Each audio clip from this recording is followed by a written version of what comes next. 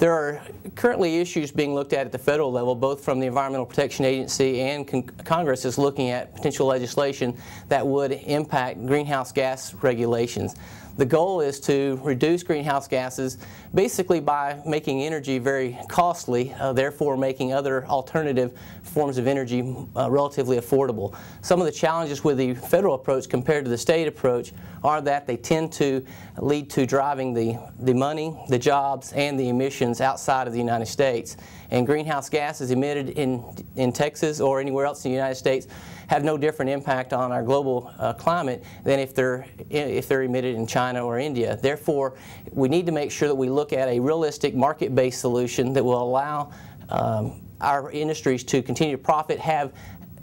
increased energy efficiencies, having additional resource available to have a diverse energy portfolio that will allow us to not only achieve our environmental gains and environmental concerns that we have with regard to those pollutants that we're currently striving to bring down to reduce health impacts and environmental impacts, but also do so in a way that will allow our industry as we go out into the years ahead to be more economically competitive and be able to maintain the economic growth that has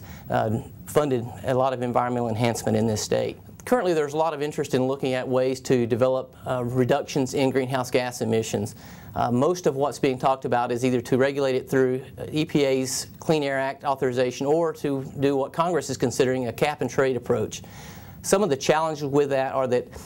these approaches rely largely on raising the cost of energy, and doing so would make other alternative forms of energy more affordable, comparatively speaking. The problem is that the regulations that would come from EPA or those currently proposed in Congress would likely have the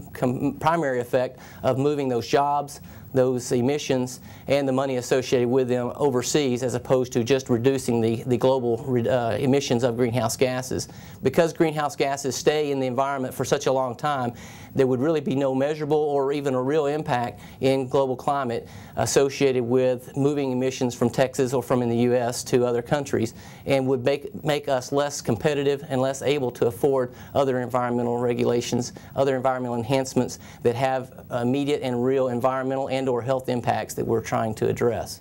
In Houston and in the state, across the state, we've seen a large success of having TCEQ cooperate with the regulated community, to work with different stakeholder groups to identify innovative solutions whereby we can achieve reductions that are in keeping with the science and the technology that we're able to use to predict what ozone, for example, would be. It's been a real success story working cooperatively with the regulated community as well as the environmental community to identify those needs and solutions that we can try. We've seen since 2000, for example, a 22% reduction in ozone across the state. In Houston, we've seen what was projected to be an ozone attainment of 2019. We've actually, this year, are currently on schedule to have a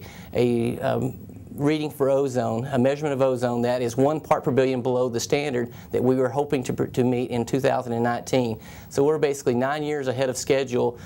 with that if those numbers can hold. So the key takeaway is that working cooperatively with the regulated community, with the environmental interest groups and the public at large, we can have a process that's very meaningful to have our regulations have a positive impact that allows continued population growth and economic development.